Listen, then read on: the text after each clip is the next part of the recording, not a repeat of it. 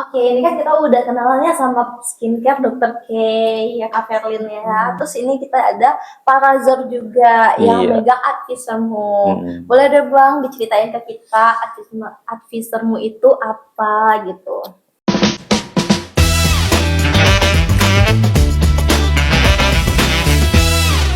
Oke, jadi advisermu itu adalah perusahaan penyediaan layanan bisnis kayak menyediakan kebutuhan ruang kantor, terus legalitas bisnis, terus keuangan dan akuntansi publik.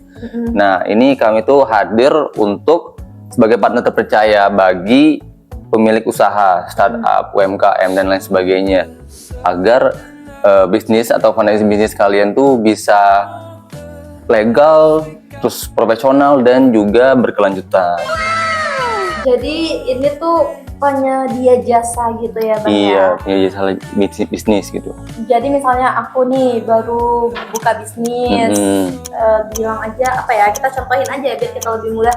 Misalnya nih aku punya Dokter K, ya. Terus untuk ngatur perusahaannya, PT-nya atau CV untuk bikin itu bisa dibantu sama advisermu gitu. Bener, jadi selain kan ini kan bisa kalau produk-produk kayak kecil-kecilan itu bisa bikin diriin CV aja.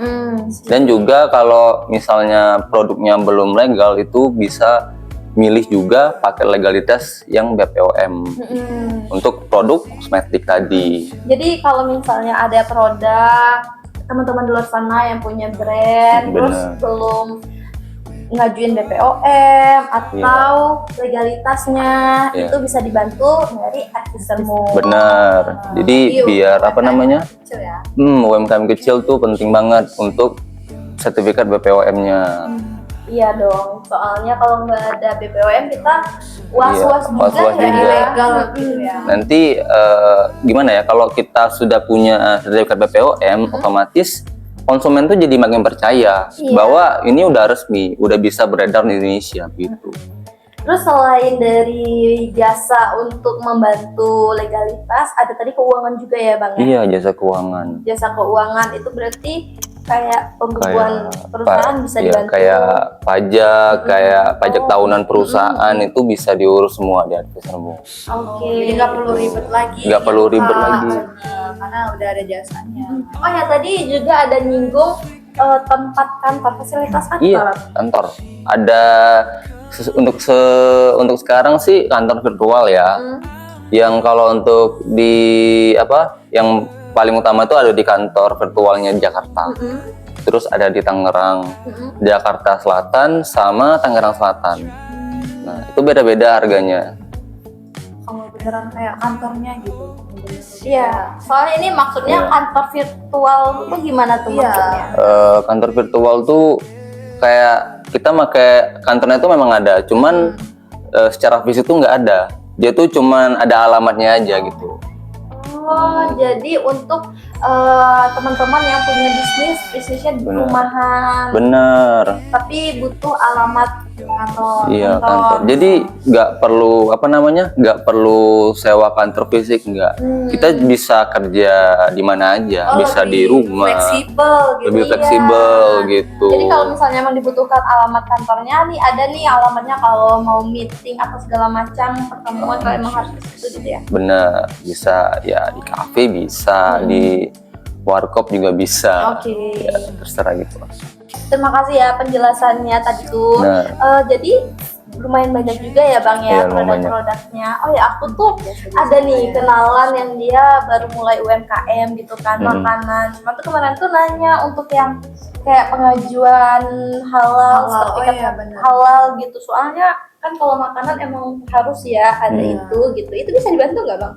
Bisa dibantu, nanti tinggal datang aja atau chat advisermu dulu, nanti kita bakal diskusi bareng mengenai produknya tadi atau pangannya tadi. Jadi bakal diurus sama tim ahli kami tadi. Itu ada kayak pengujiannya gitu nggak sih? Iya, harus ada pengujian dulu. Makanan itu kan memang harus diuji, ini beneran halal atau enggak ini. Itu pasti prosesnya panjang. Bener, pasti panjang, nggak sebentar itu untuk pengeluaran BPOM itu pasti lama. Nggak bisa sehari 2 hari. Iya, nggak bisa langsung sehari. Oh ya, aku punya pertanyaan nih. Tadi tuh kan bisa ngebantuin membuat CV atau PT gitu. Hmm. Aku tuh masih awam banget nih, kayak perbedaan CV sama PT itu apa sih gitu, karena Nah, siapa tahu nanti kita bakal buka gitu. Amin ya Kak. Nah, gini ya saya jelasin ya. Kalau untuk CV itu atau PT, sama CV dulu nih. CV itu untuk yang kayak perusahaan-perusahaan kecil lah, yang masih kayak perusahaan-perusahaan keluarga. Nah, biasanya kayak rumah makan tuh biasanya sih pakai CV ya. Jadi CV itu satunya itu lebih murah. Lebih murah Daripada PT. Dan juga jangkauannya itu kan misalnya nggak terlalu ekspansi besar-besaran juga ya, sama atau kayak PT itu nggak terlalu kalau PT kan ekspansi besar-besaran tuh bisa sampai mitranya juga dan sebagainya. Kalau CV itu ya cuma lingkup keluarga aja gitu. Ruang lingkupnya lebih kecil dari PT. Benar. daripada PT. Iya. Itu kan ada syaratnya nggak Bang? Kalau misalnya kita iseng aja nih pengen jadi CEO. Amin dulu. Jadi CEO. Gerakan 2026 mau jadi CEO. Tiba-tiba pengen bikin CV, pengen punya usaha. Itu ada syaratnya nggak sih? Selain Iya. kita emang punya. Pertama kan harus siapin data-data dulu. Terus ada yang namanya sekutu pasif sama sekutu aktif. Nah, itu apa Bang? Sekutu pasif itu yang yang transfer modalnya ke sekutu aktif. Jadi sekutu aktif inilah yang bakal ngelola perusahaannya tadi atau bisnis tadi gitu. Jadi harus ada donatur gitu ya namanya. Bener. Iya, nggak ada donatur nggak bergerak. Iya. Jadi itu kelebihannya. Terus kekurangannya itu adalah kalau bisnisnya itu bangkrut atau mengalami yang namanya krisis finansial, itu bakal nyeret ke harta pribadinya. Pribadi kayak dari sekutu aktif, sekutu pasif. Nah itu. Nah itu jadi nggak bisa sembarangan, bukan Nggak bisa kayak sembarangan, aduh iya. pengen nih Jangan buka. tiba-tiba, Nggak boleh. jangan tiba-tiba harus mau jadi matang CEO gitu. ya.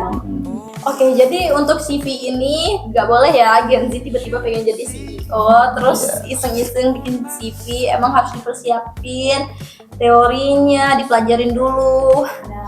Donaturnya juga harus ada ya. Benar. Emang harus pasti ada atasan, bawahan, kiri, kanan itu emang harus ada. Harus direncanain matang-matang. Nggak boleh tiba-tiba langsung. Ini makan gratis ini. Pengen jadi CEO, Pengen CEO. tiba-tiba jadi CEO. Oke, weh. Ada lagi nggak Bang? Tinggal jelasin PT lagi. Nah, PT kalau PT itu sebutannya bukan sekutu ya, tapi lebih ke investor. Jadi ya minimal ada 2 orang untuk investornya. Nah ini untuk PT ini cocok untuk yang mau ekspansi besar-besaran. Itu biasanya usahanya bukan bidang makanan ya, yang kecil-kecilan. Jadi mungkin ya bisa kayak ke teknologi atau AI dan sebagainya.